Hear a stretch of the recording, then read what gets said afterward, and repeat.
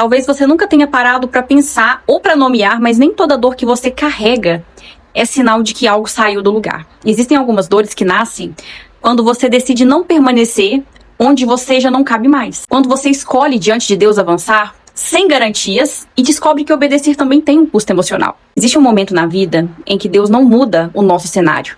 Ele muda a nossa posição dentro dele. E é exatamente aí que muitas pessoas se confundem. Porque posicionamento não é só fazer algo visível, não é só agir, falar ou se mover. Posicionamento é você sustentar aquilo que você escolheu quando o desconforto aparece, quando o medo grita, quando ninguém aplaude. Eu tô lendo o livro de Ruth e a história dela me fez entender isso de uma forma que eu ainda não tinha percebido. Até no capítulo 3, a Ruth já tinha perdido muita coisa. Ela já tinha perdido o marido, a segurança, ela perdeu o lugar social, ela era uma estrangeira, viúva, sem garantias. Só que mesmo assim, ela decide permanecer com Noemi, com a sua sogra.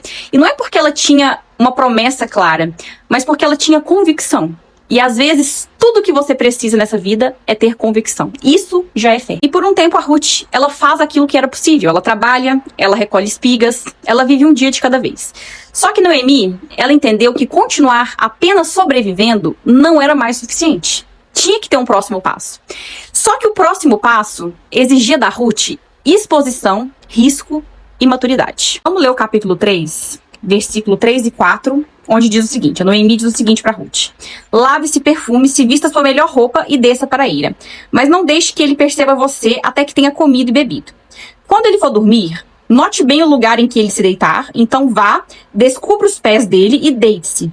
Ele dirá o que fazer. Esse texto, ele não é um texto que fala de sedução. Ele é um texto que fala de obediência consciente. Descobrir os pés nesse contexto aqui era um gesto simbólico de pedido de redenção, de assumir publicamente uma necessidade. E Ruth, ela não vai lá para provocar Boaz. Ela vai para se posicionar.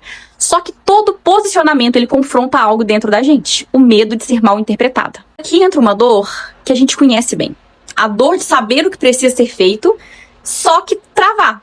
Porque alguém pode entender errado, falar errado, julgar errado. É por isso que muitas vezes você escolhe não se posicionar e prefere chamar isso de prudência.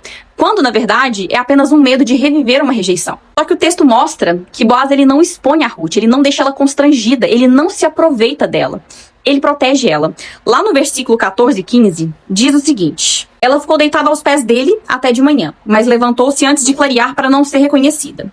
Boaz pensou: ninguém deve saber que essa mulher esteve aqui.